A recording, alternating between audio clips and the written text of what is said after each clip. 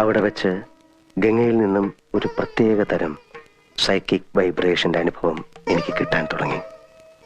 വേദനയോടെ ഞാൻ മനസ്സിലാക്കി, ഞാൻ അന്വേഷിച്ച് നടക്കുന്ന മാടമ്പിള്ളിയിലെ യഥാർത്ഥ മനോരോഗി എൻ്റെ അടുത്ത് നിൽക്കുന്ന ഗംഗയാണെന്ന്. ഗംഗയിൽ എന്തുകൊണ്ട്, എവിടെ വെച്ച്, എങ്ങനെ ഈ രോഗം ഉടലെടുത്തു?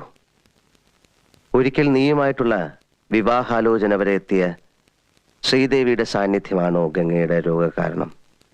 അതറിയാനാണ് അന്ന് ഞാൻ ശ്രീദേവിയും കൂട്ടി അമ്പലത്തിൽ പോകാൻ പറഞ്ഞത്. പക്ഷെ ഗംഗയ്ക്ക് അതൊരു പ്രശ്നമേ അല്ലെന്ന് എനിക്ക് വളരെ വ്യക്തമായി.